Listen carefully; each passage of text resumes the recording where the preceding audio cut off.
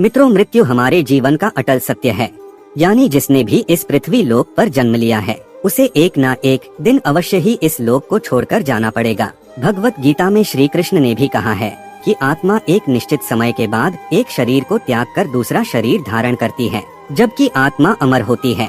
मित्रों, अब आपके मन में यह प्रश्न भी उठ रहा होगा कि अगर आत्मा अमर है तो किसी की मृत्यु या फिर शरीर के नष्ट हो जाने के बाद आत्मा का होता क्या है। तो दोस्तों, मैं आपको बता दें कि मरने के बाद आत्मा के साथ क्या होता है।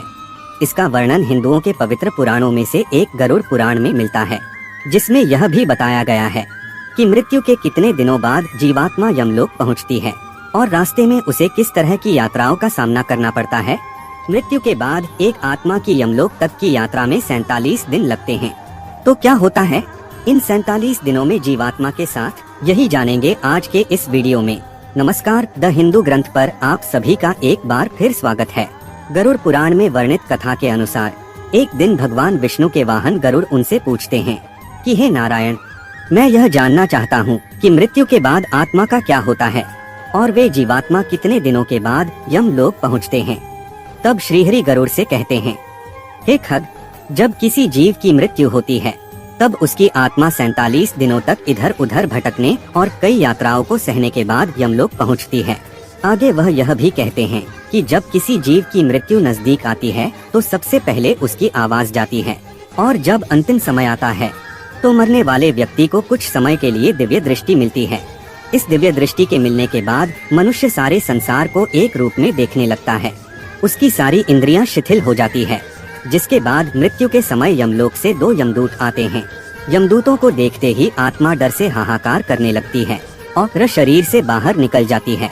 जैसे ही आत्मा शरीर को त्याग देती है, वैसे ही यमराज के दूत जीवात्मा के गले में 5 बांध देते हैं और फिर वह उस जीवात्मा को लेकर यमलोक चले जाते हैं।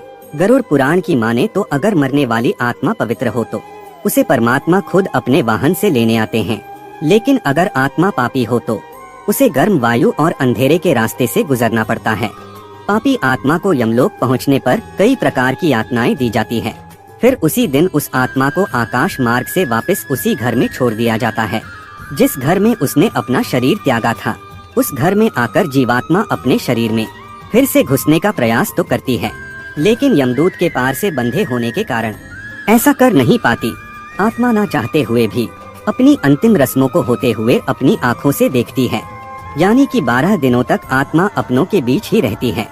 फिर 13वें दिन जब आत्मा का पिंडदान किया जाता है तब उसे यमदूत एक बार फिर से लेने आ जाते हैं। इसीलिए मित्रों, हिंदू धर्म में ऐसा माना जाता है कि मनुष्य की मृत्यु के 13 दिन तक पिंडदान जरूर करना चाहिए, जिससे सूक्ष्म शरीर को चलने की शक्ति मिलती है।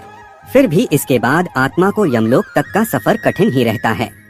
इसके बाद शुरू होती है वैतरणी नदी को पार करने की यात्रा। मनुष्य ने अगर जीते जी गौ दान किया होगा तो उसी गाय की पूंछ पकड़कर वह वैतरणी नदी पार करता है। अन्यथा इस नदी को पार करते समय भी पापी जीवात्मा को कई यातनाओं से होकर गुजरना पड़ता है। गरुड़ पुराण में गंगा नदी को रौद्र रूप कहा गया है।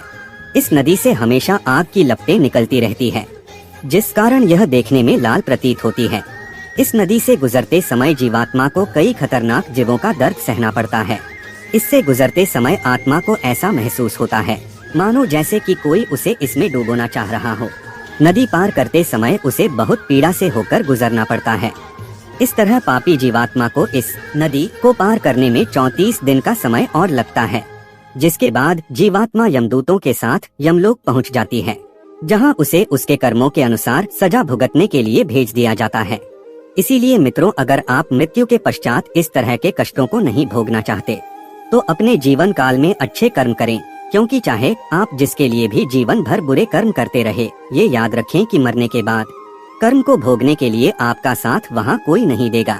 गरुड़ पुराण का आज का यह सफर फिलहाल यही खत्म होता है, लेकिन इस पुराण में जीवन और मृत्यु से जुड़ी और भी कई बातें बताई गई हैं, जिनके बारे में हम आपको पहले भी बताते रहे हैं और आगे भी बताते रहेंगे। अगर आपको आज भी यह वीडियो अच्छी लगी हो तो इसे ज्यादा से ज्यादा लाइक और शेयर करें। साथ ही ऐसी और भी आत्मिक वेदों पुराणों की जानकारी के लिए सब्सक्राइब करें हमारे इस चैनल को और लाइक करें हमारा फेसबुक पेज। तो अब हमें इजाजत दे। वीडियो को पूरा देखने के लिए आपका बहुत बहुत शुक्रिया।